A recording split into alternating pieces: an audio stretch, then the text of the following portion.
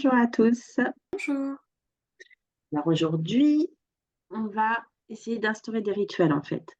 C'est des choses qu'on fait avec nos enfants, c'est des choses qu'on a eues étant enfant et une fois adulte, on oublie. On oublie à quel point c'est sécurisant, à quel point ça fait du bien, à quel point ça nous détend, d'avoir des choses dans la journée qui sont ritualisées.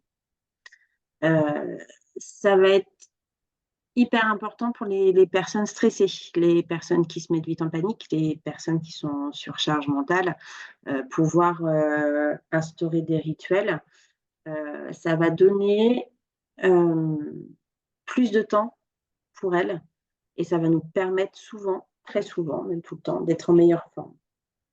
Alors on va pouvoir mettre des rituels en place le matin ou le soir ou les 2. Rien n'est interdit. Tout marche, tout fonctionne, ça va dépendre de votre journée, ça va dépendre, si vous avez des enfants, pas d'enfants, votre emploi, les horaires, tout ça. À vous de voir où est-ce que vous pouvez instaurer des rituels. Ça peut faire une grosse différence sur votre humeur, vos stress, vos angoisses.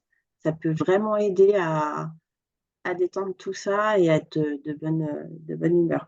Donc ce que je vais faire, je vais vous donner un exemple pour moi, en fait. Ce que je fais moi au niveau des rituels, heu sur ma journée. J'en ai 2.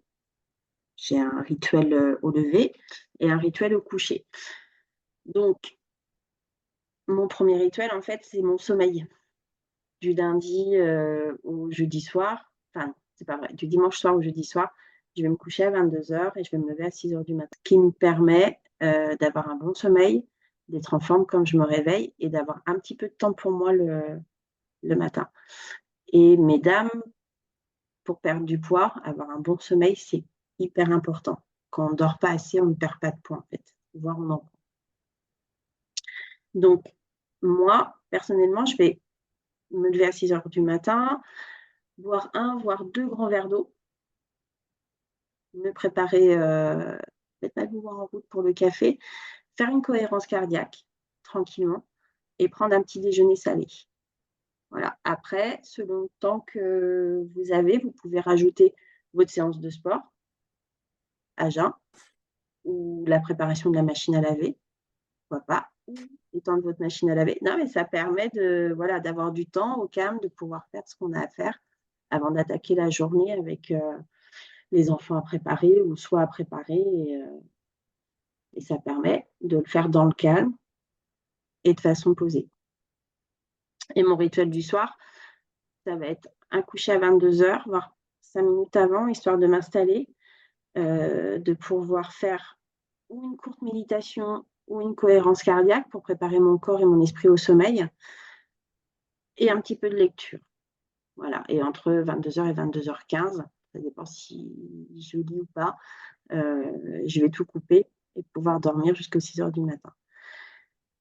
Le fait de faire la cohérence cardiaque et un petit peu de lecture avant de vous coucher, ça permet à votre cerveau de couper avec ce qui s'est passé sur toute la journée.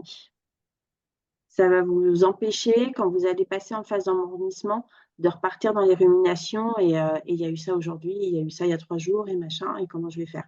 Ça permet de couper ça.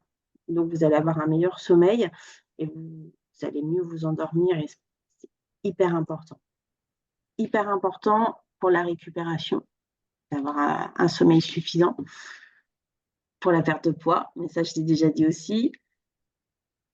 Au départ, vous allez tâtonner, c'est normal, c'est un nouveau rythme à prendre. Vous allez voir comment vous voulez organiser ce petit rituel du matin ou du soir, ou les 2, ce que vous voulez y mettre ou pas. Alors essayez pas de tout caser non plus dedans. Faut faire quelque chose qui vous fait du bien. Si c'est du sport ou, faire un petit ménage ou une machine à laver, n'allez pas mettre trop de choses dedans. Il faut que ça se passe dans le calme, hein, qu'on soit bien d'accord. Donc au départ, vous allez tâtonner, c'est normal et vous allez voir que, une fois que le rituel sera mis en route, votre sommeil sera meilleur, vous serez plus détendu, plus reposé et vous passerez une bien meilleure journée.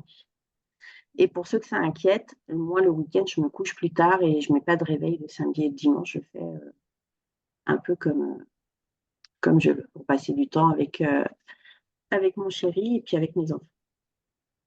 Voilà.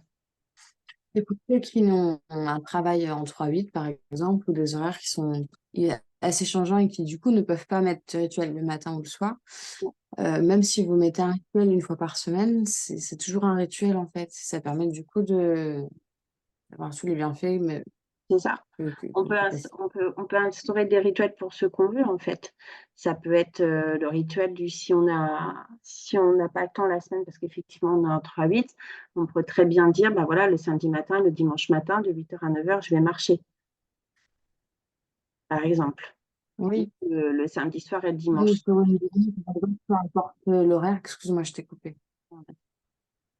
Vas-y, vas-y. Pour l'exemple du 3-8, par exemple, si c'est une personne sportive ou autre, on peut très bien se dire, bon, bah, lundi, je fais du sport, peu importe l'heure, mais voilà, je m'accorde 1 heure de sport.